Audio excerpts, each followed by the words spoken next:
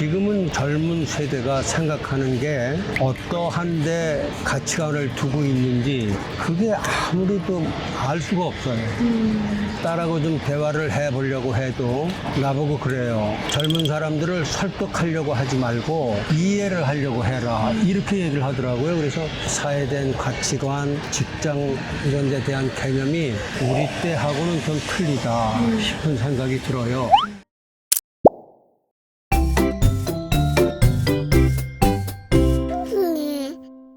아버지 간단하게 소개 부탁드릴게요.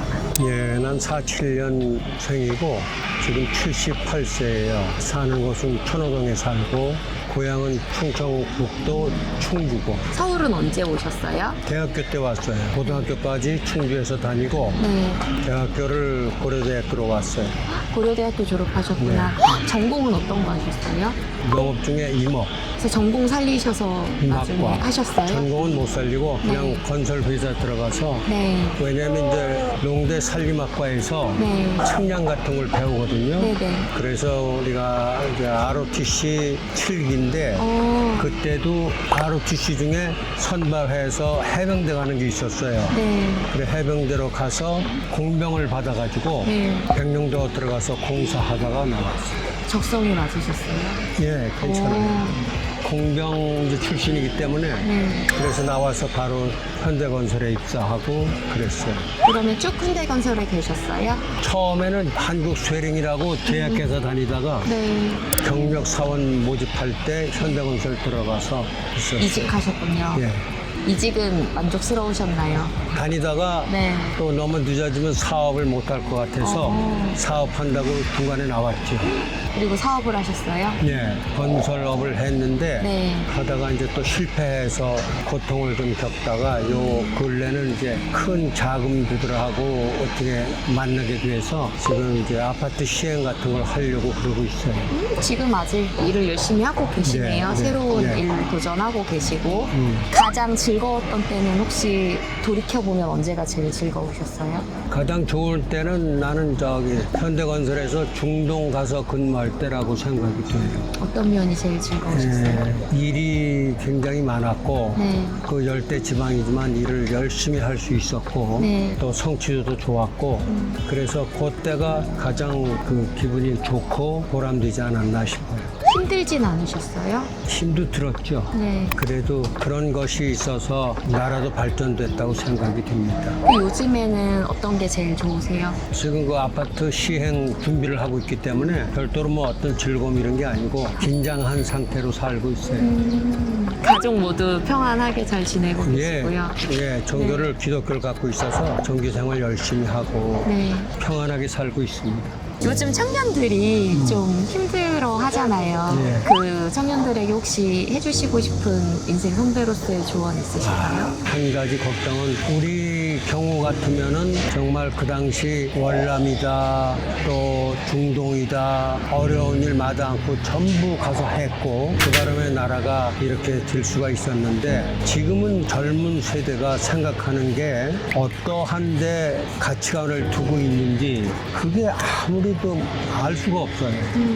제 딸도 이제 젊은데 딸하고 좀 대화를 해보려고 해도 나보고 그래요. 젊은 사람들을 설득하려고 하지 말고 이해를 하려고 해라. 이렇게 얘기를 하더라고요. 그래서 국가에 대한 가치관이나 사회에 대한 가치관, 직장 이런 데 대한 개념이 우리 때하고는 좀 틀리다 싶은 생각이 들어요. 상당히 개인주의화되고 그러다 보니까 이제 자기 본위의 생활이 되고 그래서 기성세대하고 좀 다른 게 아닌가 그런 생각이 들어요.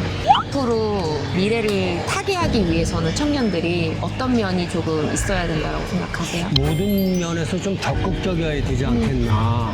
제3자 입장에서 그렇게 모든 걸 하지 말고 당사자 입장에서 나라도 좀 걱정 좀 하고 어른들이나 주위 이웃에 대해서도 좀 걱정 좀 하고 그렇게 어떤 연대감이나 관심사를 좀 더 구체화시켜서 적극적으로 해야 되지 않을까 그런 생각이 들어요. 그 앞으로 정말 20, 30년 후에 40, 50년 후에 이 나라가 어떻게 돼 있을까 하는 생각을 해보면은 답이 없더라고요.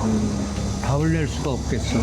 개인주의, 소극적인 주의가 그런 삶을 지금 계속해서 만들고 있는 거 아닌가 그런 생각이 들어요. 그 젊은 사람들이 결혼도 안 하려고 그러고 결혼해서도 애를 낳지 말자고 그러고 이건 도대체 무슨 소린가 싶은 게 그 무슨 소식통에도 그랬더라고요. 50년 후인가 이쯤 되면 우리나라 인구가 1000만 이하로 내려간다는 소리가 있더라고요.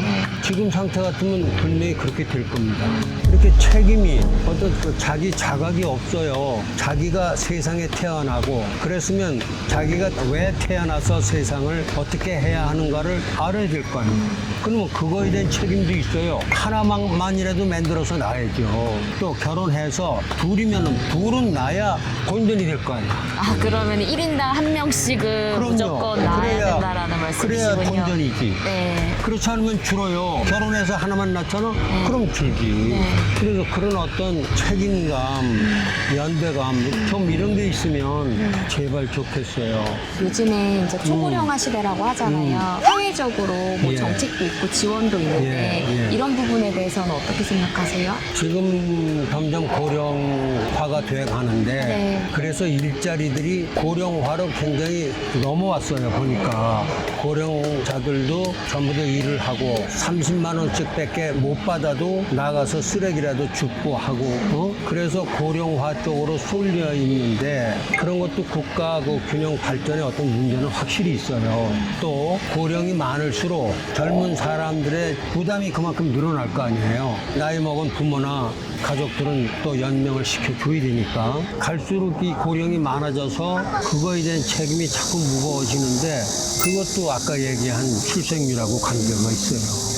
그래서 출생률을 계속 높여서 인구를 좀 많이 향상을 시키면 그런 부담도 어느 정도 중화가 될 거 아닌가 그런 생각이 들어요. 요즘 친구들이 우스갯소리로 금수저, 은수저, 흑수저 네. 이런 소리를 하잖아요. 네. 그런 것들은 좀 어떻게 생각하세요? 그것도 문제가 참 많아요. 옛날에는 네. 개천에서 욕난다고 그랬어요. 돈이 있으나 없으나 상관이 없어. 열심히만 하면 돼. 그런데 지금은 돈 있는 사람들이 공부도 잘해.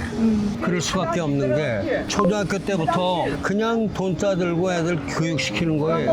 어릴 때부터 벌써 영어 회화를 해야 되고 대화가 돼야 되고 참 갈수록 자꾸 어려워지는데 그런 구조리 때문에 더 어려워져서 어떻게 해야 할지를 정말 아주 난감할 그런 생각이 들어요. 금수저, 흑수저 그 자체가 사실은 있어서는 안 되는 말들인데 돈이 많은 거는 어떻게 뭐라고 말릴 수는 없잖아. 돈이 있으면은 자식들 교육시키려고 하는 건 또 어쩔 수 없는 일이고 그러면 대부분이 돈이 없는 사람들인데 그런 사람들의 애들의 교육은 그런 경우는 어떻게 할 거냐 이거죠. 이게 상류층 교육, 하급층 교육을 따로 해야 되는 건지 그러면 공부 잘하는 애들만 계속 하게 되고 못하는 애들은 계속 못하게 되는데 그런 어려운 문제가 있어요. 그걸 젊은 사람들이 좀 현명하게 적극적으로 결혼도 하고 애도 좀 많이 낳고 이래가면서 좀 해결을 해주면 어떨까 싶어요. 더 지원할 필요 없습니다. 노인들한테 지원할수록 그거 국가 빚만 되고 안 됩니다. 지금 벌써 국가 빚이 1000조를 넘고 1200~300조가 금방 된다고 그러는데 그거 다 어떻게 할 겁니까? 그거 젊은 사람들 우리 애들이 해야 돼요. 그거 그런 거에 대한 개념도 없어요. 지금 그런 게 참 문제입니다. 문제.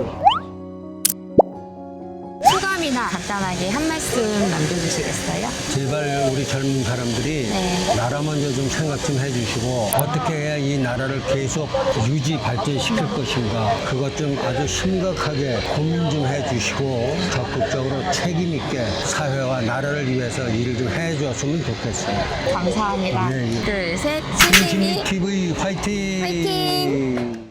1533-1803 순심이에 전화하세요.